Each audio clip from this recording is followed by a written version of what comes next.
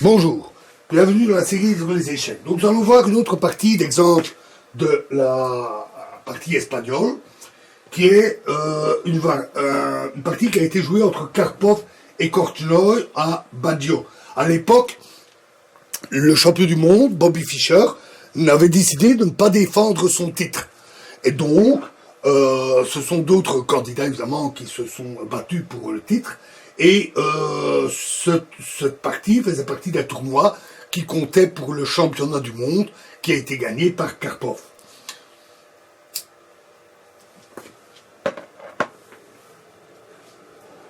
Cette variante est appelée variante ouverte, que nous avons suggéré à un moment donné, mais que nous n'avons pas vu, qui est difficile à jouer, et nous allons voir ça.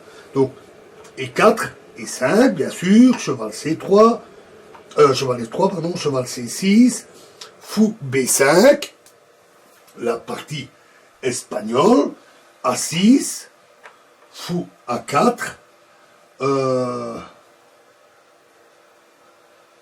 cheval cavalier F6, tout à fait classique de la Tigorine, roc, et ici, cavalier prend E4.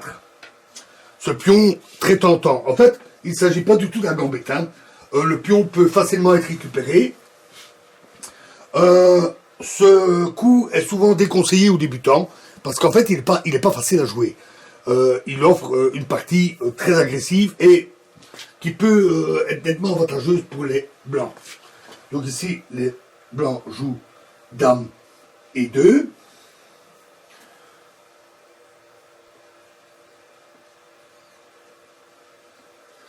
Pardon, excusez-moi. Il joue D4, qui est le bon coup. C'est le meilleur coup. Ça, c'est indéniable. B5, cheval fou B3, et D5, qui tente de défendre sa position. Et D prend E5, récupère le pion.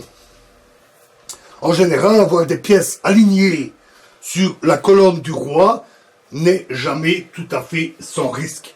Et c'est aussi pour ça que le roc le plus rapide possible est souvent conseillé lorsque on peut le faire.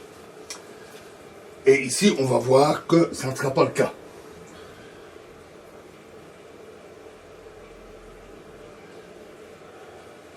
Donc ici, fou E6, il continue son développement. Cheval B D2, une position d'ailleurs habituelle pour le cavalier dans l'espagnol. Cavalier C5, il préfère ne pas échanger et remet son cavalier à l'abri. C3, pour éviter l'arrivée aussi d'un agresseur.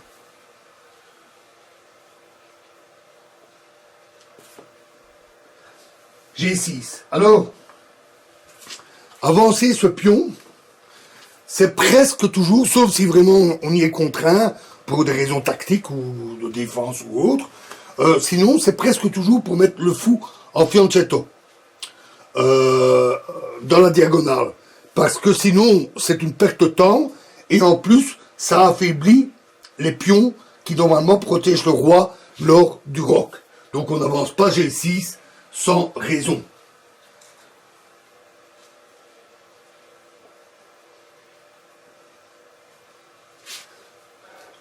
Dame et 2.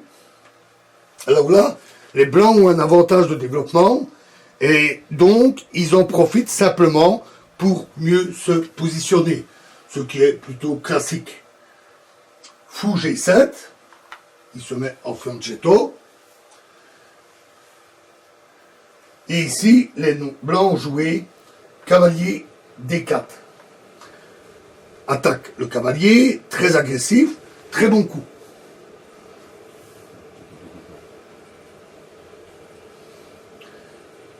Cavalier prend E5. Donc on a l'impression qu'en quittant la place, on a laissé le pion sans protection et que donc on a là un sacrifice du pion puisque le cavalier est protégé par le fou. Mais en fait, ce n'est qu'un sacrifice temporaire.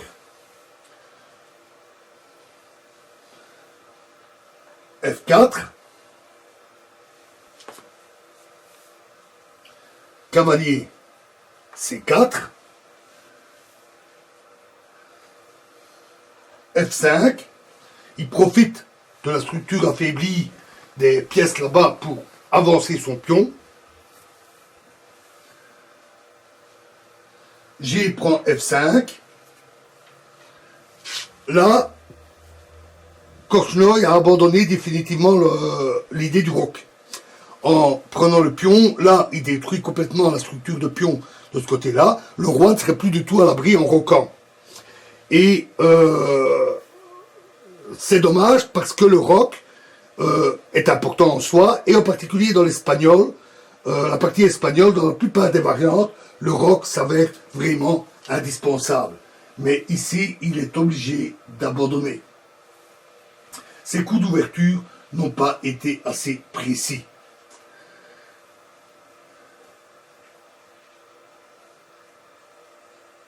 Dans cette position, les blancs ont déjà nettement l'avantage. Cheval prend F5.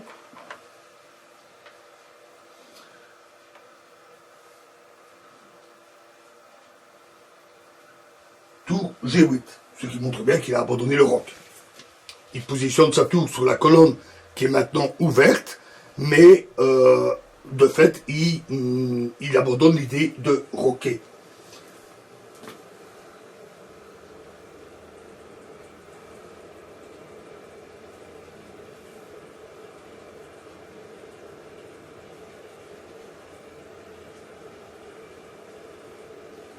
Alors, cavalier prend C4, D prend C4.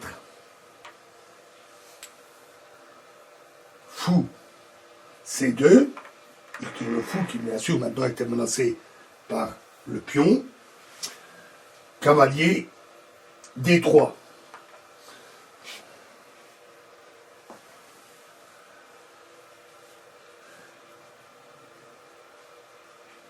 Ici, les fous blancs, ici, ils sont vraiment très forts. Ils dominent vraiment une bonne partie de l'échiquier, et en tout cas les deux grandes diagonales ici. Ces deux fous sont très agressifs, ce qui met Korchnoi dans une position vraiment difficile, et donc il essaye un jeu plus agressif pour essayer de redresser la situation et peut-être d'échanger un des fous.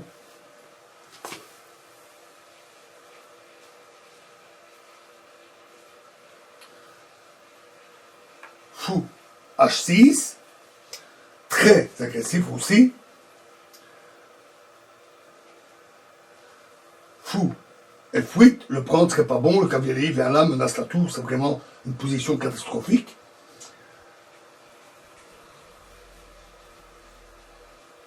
Tour A, D1, ce qui cloue le cavalier. La position des noirs est franchement désespérée.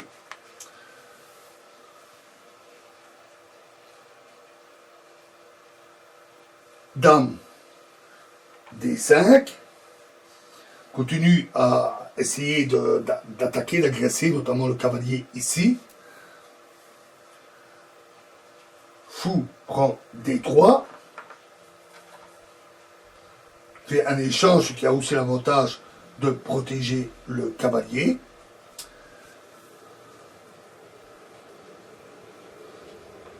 C prend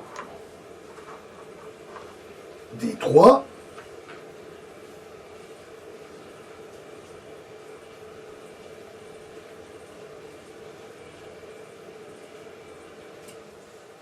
Tour prend D3, ce qui attaque la dame, donc pas question de capturer le cavalier.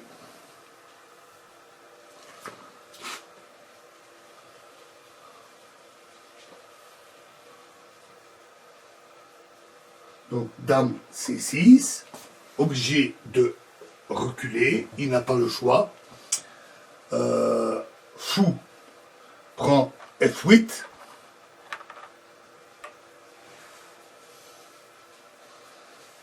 Dame B6, on peut dire un coup intermédiaire pour essayer de mieux positionner sa dame.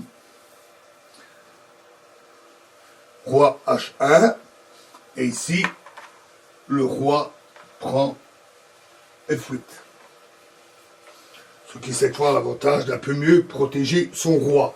Malheureusement, la position reste assez mauvaise.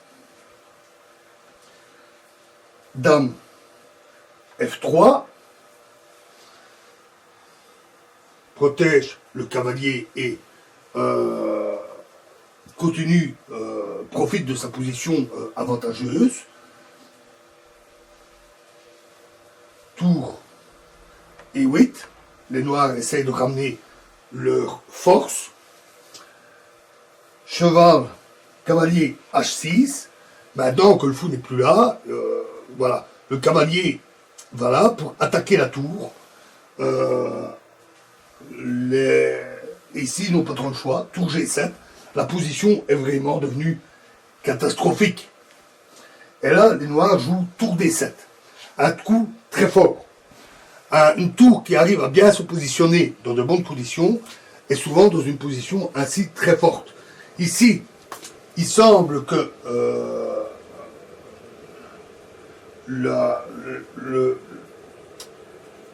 la pièce ici soit mal placée, mais en fait non, parce que si le fou prend la tour, dame prend le pion, ici, protégé par son cavalier, hein, et c'est vraiment suivi après de tour prend tour, et c'est vraiment une position mortelle pour les noirs. Vous pouvez vous amuser aussi à essayer diverses variantes, bien entendu.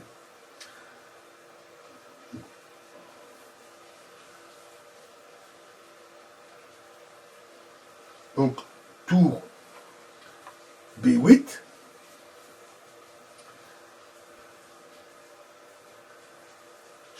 Cavalier prend F7. Voilà pourquoi la tour